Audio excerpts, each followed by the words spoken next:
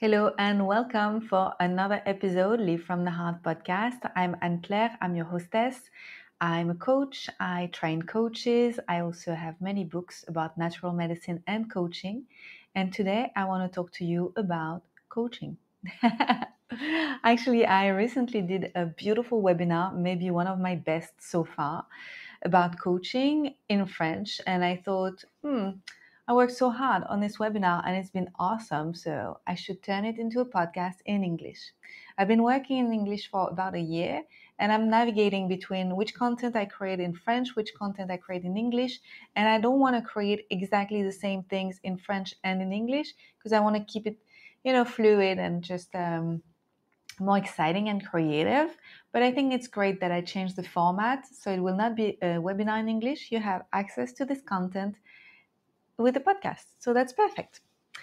Thank you for being here and letting me share this beautiful passion of coaching that I love, like, from the depth of my heart. I just love it so much. So let's go. So why is this episode important for me? I want to demystify the misconceptions about coaching and offer a realistic, engaging perspective on this profession that I really love. For a long time, I had preconceived notions about coaching, but that was before I realized that coaching is actually something amazing to help you transform your life in every area. And not only that, but also to be able to have a real impact on the world, not just be someone who point out what we don't like, but actually truly embodying the change that we want to see in the world. And we can do that with coaching. So maybe I will do an introduction again for the people who don't know me. So my name is Anne-Claire Meret and I'm 41 years old. I live in Bali. I live in a very small village by the sea. And my house is beautiful, surrounded by rice fields. I'm the first time homeowner, and this is a joy to live here. I live with Christian, my partner, which is also a coach and also a psychoanalyst. And I just have a great harmony between professional life and personal life because there's a very nice flow and I take good care of myself, as well as I am a very successful entrepreneur. I made millions with my company, which is pretty amazing. And all of this is possible because I believed in me and I didn't always know it would be possible. I learned how to do it for myself and I also teach how to do it to others. So let's go. Okay. So I'm going to start with asking you, before I dive deep into the myth, with asking you, what are the myths that you have heard about coaching? And do you think it's true or false, and why? So if you're listening to this episode, I invite you to pause and just take a moment to reflect on what you've heard about coaching and what you believe to be true about it or not, and the common myth about it. And then we can dive. Some of the most common ones that I'm going to start with, because I found plenty, I found more than 15. So let's see how many I want to share with you today, but I think about 15. Some of them, the most prevalent ones I hear a lot is you have to know everything about coaching to start being a coach. And you have to know everything basically about everything to help people. Coaching is just about giving advice. So those things are tied up together because obviously if you think you must give advice, you must know everything about everything. And then a coach must be an expert in the client's field. So all of this goes together, and this is like a huge myth that I want to demystify for you. To understand why this is false, let's define first coaching. So what is coaching? Coaching is a journey between, it's a process, it's an adventure between a coach and a client. And etymologically, the word coach originates from Hungary, where a kosh, I don't know how you pronounce it, referred to a carriage drawn by horses to transport people from point A to point B. And coaching as a professional practice took shape in the 70s in the US, And this is, the origin of the coaching as we see it today. So a coach creates a framework for the client to become aware of their limitations and their resources, allowing them to move forward in life. It's as simple as that.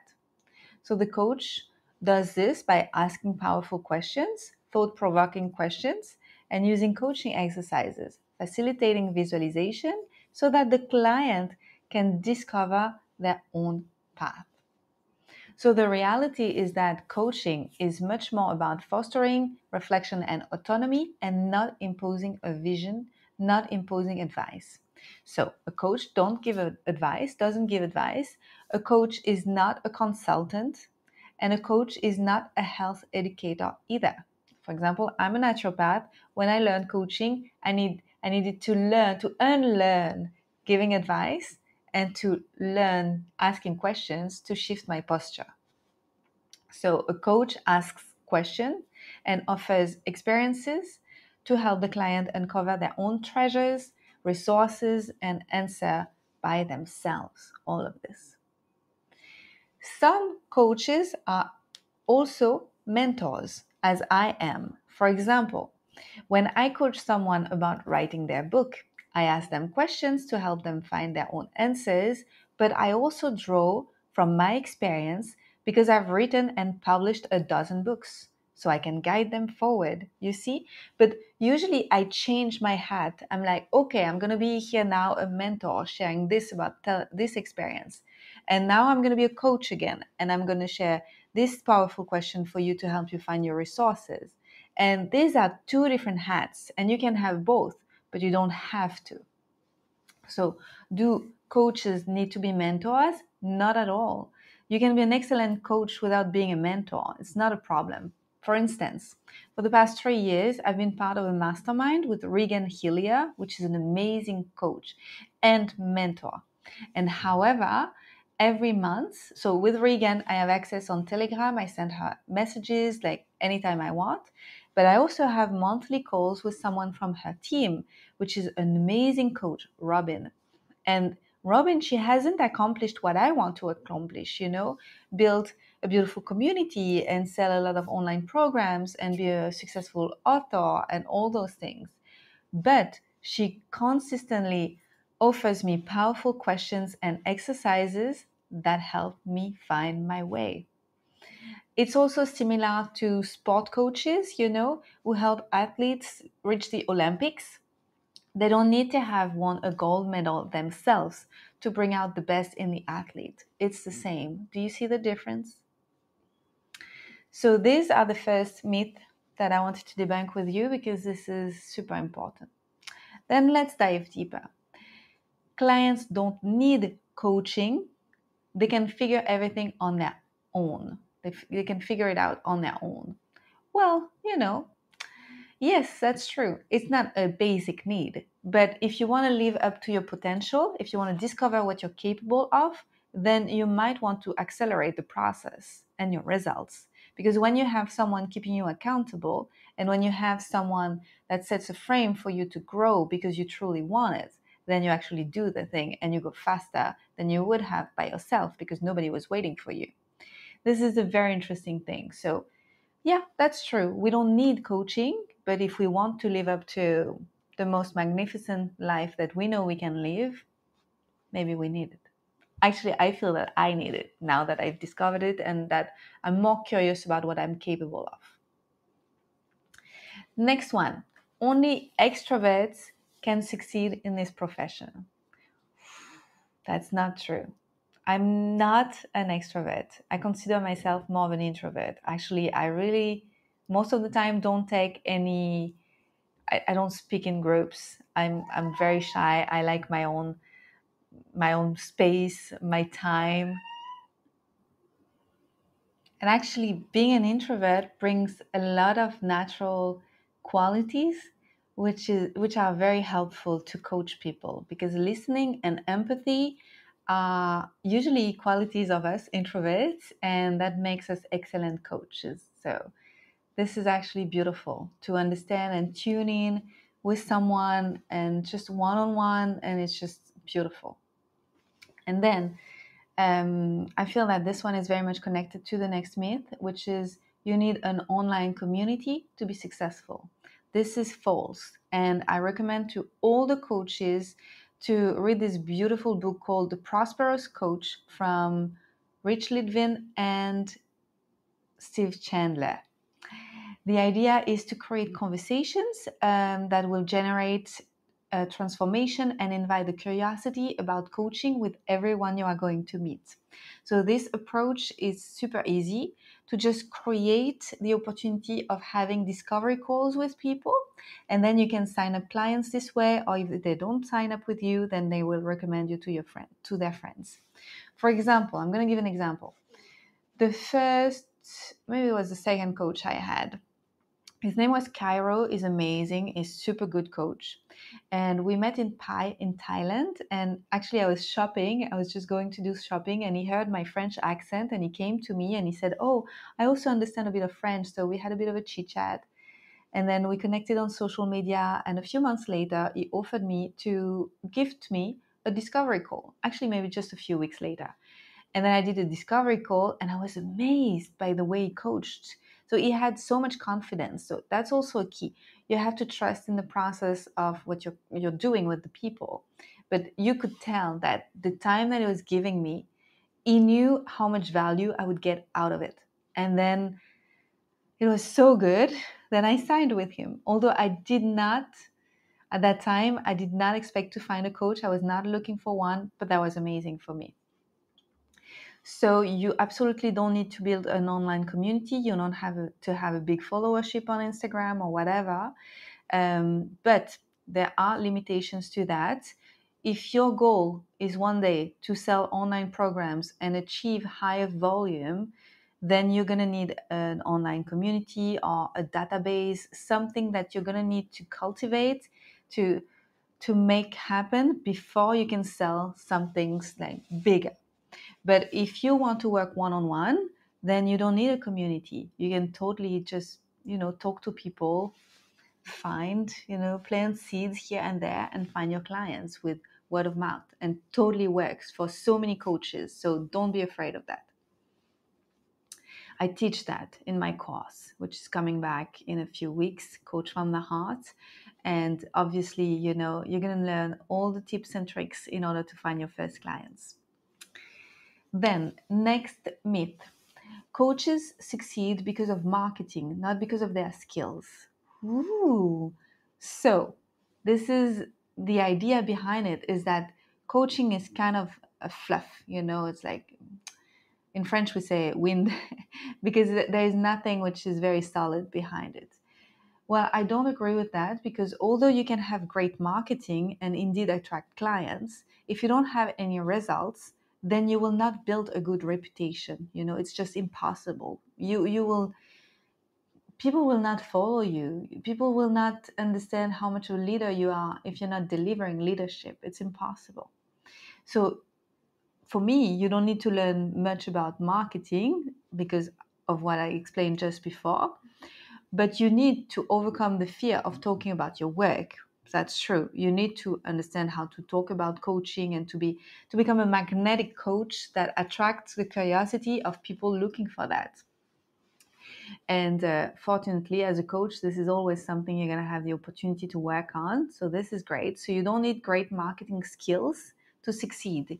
You need to be a great coach. That's it. That's it. Then you have to be, next myth, you have to be perfect to be a good coach.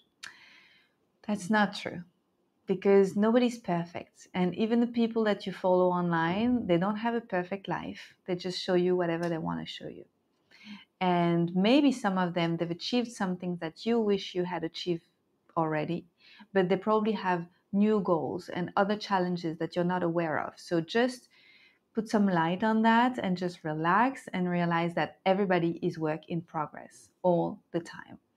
What's important is to be working on yourself. That's it. And I believe that vulnerability and authenticity strengthen the connection with the clients. So we don't need to be perfect. We need to be humans. We need to be embracing the full range of our emotions and face our own challenges. so that we can help others do so too. So that would be crazy to imagine that we ask people to do it and we don't do it ourselves. There is no integrity there. So you don't need to be perfect. You need to be working on your own challenges and going towards your dreams yourself. So in my training, Coach from the Heart, we explore the power of the power that's nested in our shadows, you know. We are such rich beings. And what's the point of being perfect? This is beautiful that we have angles and colors and, you know, we're shaped by everything that we are. And this uniqueness is very precious. And this is exactly what allows us to have a meaningful mark in the world. Then, next myth, we can coach everyone. Everyone is coachable, everyone needs a coach, etc. No, for me, coaching is most effective with people who are really ready to engage in the process of coaching. And for me, you cannot coach someone who lacks vitality. So the people who experience burnout without the support of therapy and holistic health practices, they are not ready. They need energy to be challenged. And I usually refer those type of people to health practitioners for first revitalization, and then I can support them later, you know, to chase their dreams, to go for it, to grow and to evolve and to dare greatly. But you cannot do that if you don't have any juice. So first you replenish. Then next myth, coaching is just a trend. Coaching is an established and growing profession. It has solid foundations and there is a strong demand. It is not a trend. And for me, it's only the beginning. The fact that we still need to demystify this myth proves that how much potential there is in coaching. So in my training, once again, Coach from the Heart, I've worked with parents, I've worked with school teachers, I've worked with general practitioners several times, nurses, authors, um, um, artists, so many type of people who want to add coaching skills to their skill set. So this is just amazing. And coaching is an incredibly valuable practice for helping people reclaim their personal power and give their best. It awakens curiosity about their potential and gives them the courage to explore their resources. To me, it's absolutely not a trend. It's a start of a new era. For example, I'm going to give an example. So my husband, Christian, he used to work at Zalando, which is an e-commerce in Germany. And he became a coach. It was during COVID. We were living together in Germany. He became a coach. And then he said, okay, I'm ready to quit. But it means I'm going to have to give my best every single day. And this is a bit scary. And I told him, I said, yeah, but that's how we're supposed to live. You know, you're supposed to have dreams and go for them and not just live them as hopes. And then he did. And then, you know, he's thriving and he's living this beautiful life that we have together. And is now on the other side of what I would call coping with the life of mediocrity or average, you know, of being average. It's a bit harsh, but this is how I perceive things.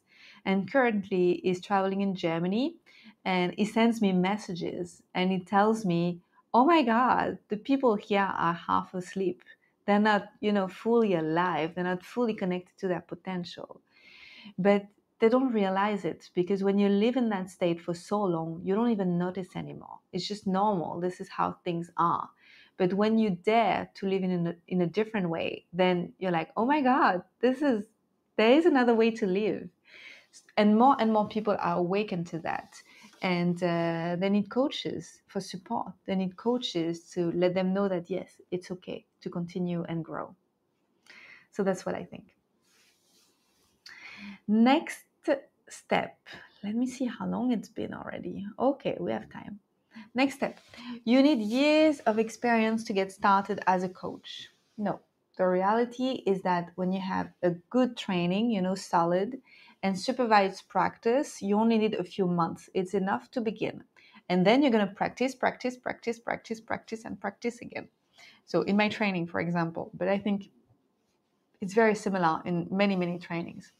So all the exercises that I'm doing, which are called home play and not homework because, it's more fun, you must practice on yourself and you must practice on volunteers.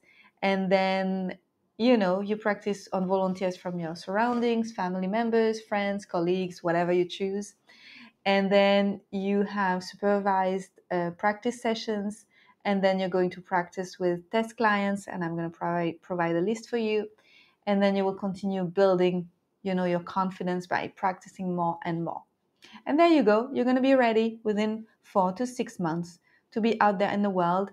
And yes, at the beginning, it's going to be uncomfortable. Let's be honest. It's uncomfortable because everything that is new is uncomfortable.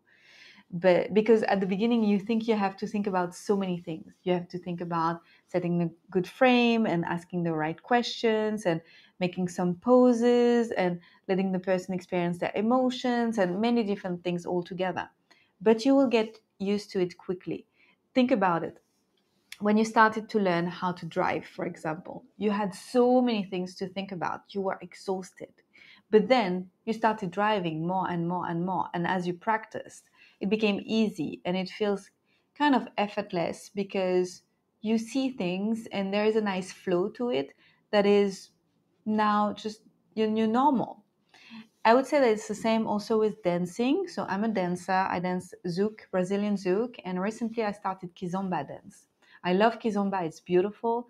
But at the beginning, I was like, oh, this is so weird. This step and this step and this step again. And it felt so mechanical and so many things to remember. Where do I put my feet? And what's the distance I should have from my partner? And this and this and that. And the musicality and so many things. But after spending, for example, a few weeks ago, I went to a festival and I danced the whole day for 3 days. And the last day I was dancing on social dancing and I thought, oh, I'm dancing. I don't even need to think about where to put my feet. And it's beautiful to see that this is how it is all the time. So just remember that the more you will practice, the easier it will get. Okay, next one. Coaching is only for elites and businesses. Well, that's not true. It is originally coming from the sports world, athletes and businesses have budgets to finance coaching so that people will succeed and that, the top executives in a company keep performing at their best. But coaching is accessible to everyone who is seeking personal or professional growth. And more people are understanding the benefits of coaching. There are coaches for families, for health, for creativity, coaches in every field now. I invite you to be curious about what exists out there and also to dare to invent your own path because, this is a path of sovereignty. This is something that we discover also when we become coaches. This is very much of a sovereign journey. And I love that about coaching. I really, really, really love that. Next myth. You can't make a living as a coach. I'm the living proof that you can. And not only, but you can become a millionaire and you can be creative and you can diversify. You can do so many things. This is such a great job. And with a clear strategy, it is entirely possible to build a thriving business. That said, no one is waiting for you. You're going to have to carve your own space. But I've done it, and so many others have done it before you.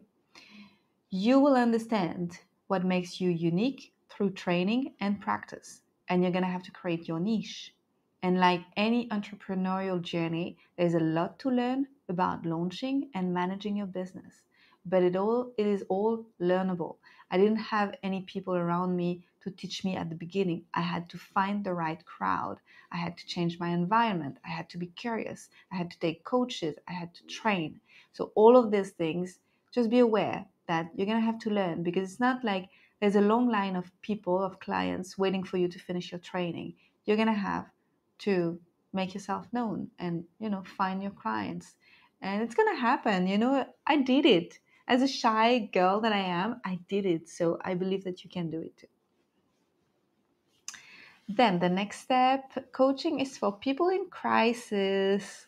I don't believe so. I think coaching is a powerful tool for optimizing performance and achieving ambitious goals. For me, coaching is not um, for acute problems, like you come because you're in distress.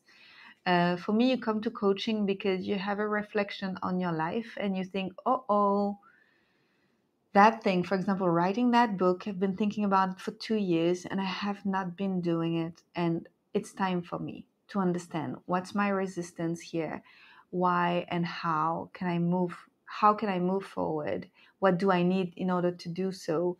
And how can I stick to my dreams and go for it and take aligned actions? So for me, this is why people join coaching. And actually, I see it also as different levels. For example, I went into coaching at the beginning because I wanted to make a decent living with my business, things like that.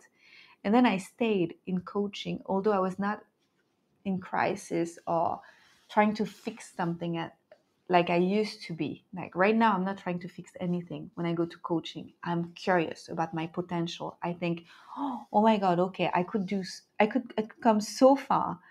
I've done so many things, but what else is possible? I mean, I've only been doing coaching for 8 to 10 years. What else is possible? Because I'm only 40 years old, 41. Like, what's next in the next phase of my life? So this is mostly about curiosity, about potentiality, about opportunities, and I just love it about coaching. So in French, so I created this training, Coach from the Heart, that I've done already 6 times in French. I'm going to do it for the first time very soon in English. And I created a level 2, which I called Level Up, for people who are already coaching and thriving and who want extra tools. And in this second level, I teach people how to coach people who are not clients, who are not into the world of drama, which I call drama land. And I teach them, higher, how to coach higher, um, with a higher skill set, like about the glass ceilings, about the relationship with time, the relationship with impact and leadership and things like that. So this is the next level. But coaching is not only for people in crisis, it's for people who want to achieve things and know they're capable to do it, but they don't know how to, and they don't know how to stick to it. So that's about it. Okay, let's take a sip of water. I still have a bunch to share with you. Okay, next one. I love this one. Coaches don't need training. It's innate because having deep, meaningful conversations. I disagree with that. Proper training develops the skills which are necessary to coach effectively, and also it gives you an ethical framework to understand how to provide quality support to people.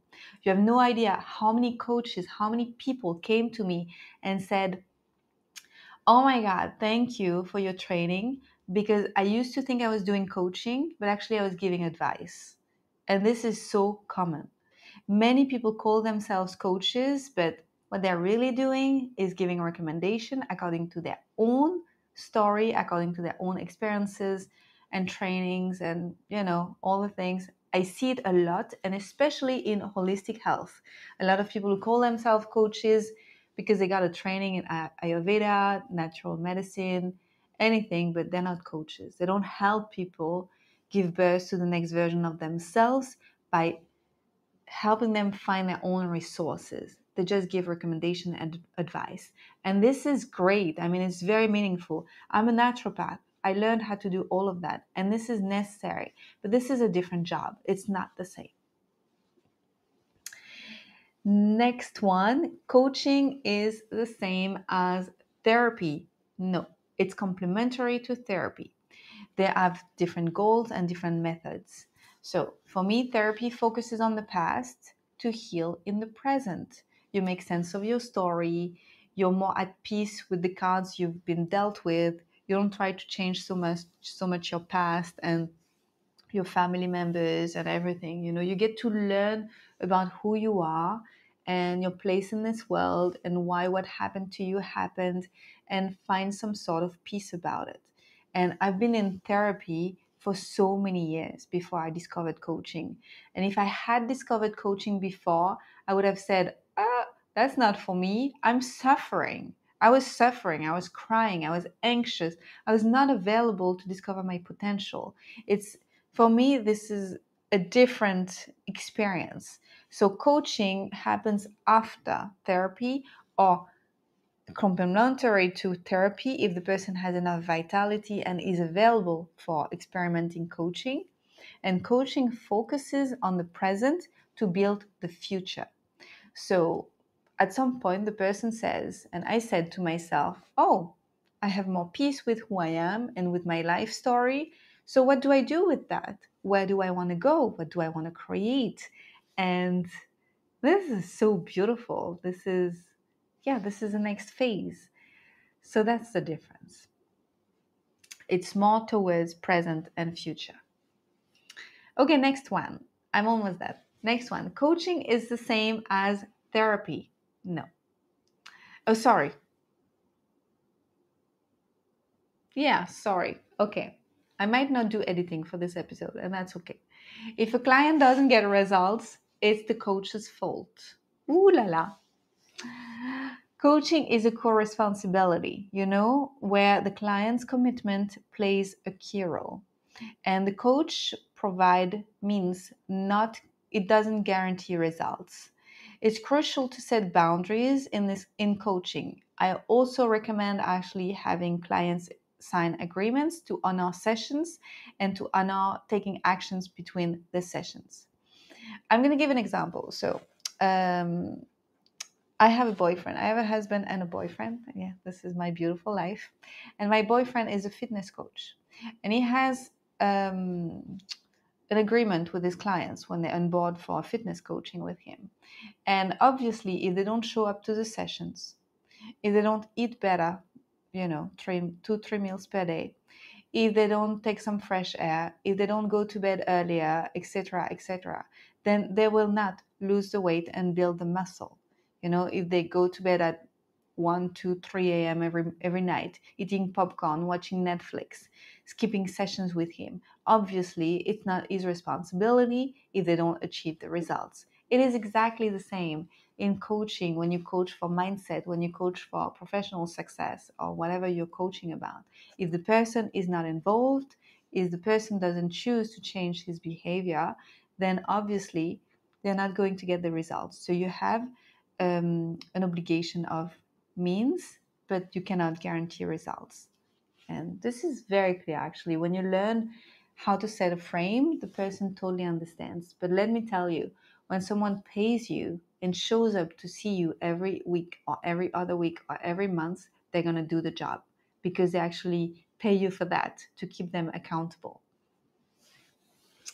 So the next one goes with it. It's coaches must solve their clients' problems. No. So we don't solve anything. The person is sovereign, the person is powerful. And as a coach, we help structure, clarify, and open perspectives. But the work ultimately will belong to the client himself. So that's it. So that's about it. That's what I wanted to share today. This is this is a lot. Um, let's say that beyond that, as a coach, you must have certain skills which are natural to you, which is wanting the best for people. Really, you need to be, with a good heart. You need to want the best for others and also be naturally curious about what's possible for your life, for people's life. And that's it. And all the rest are learnable skills. You can learn how to set a beautiful frame with someone. You can learn how to be more present. You can learn how to listen better. This is learnable too.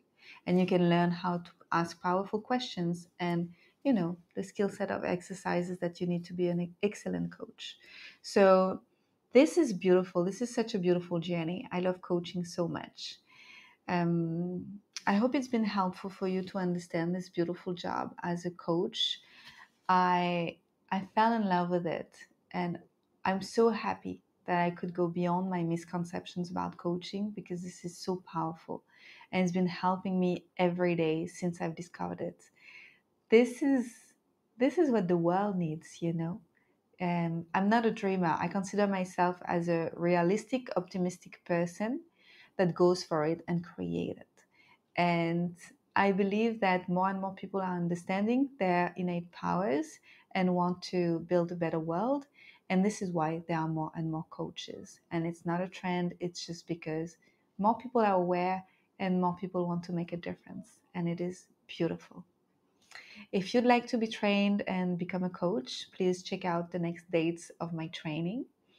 It is a 16 module training. We dive really deep, and you are really well equipped in order to get out there in the world and coach beautifully.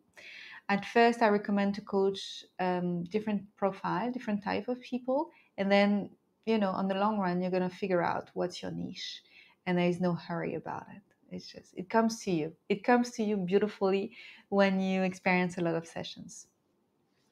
So that's about it. If you have questions, more myth that you would like me to debunk, please send me a DM on Instagram or send me an email and I will check it out. I would love to. I wish you all the best and I will see you next time for another episode. Bye bye.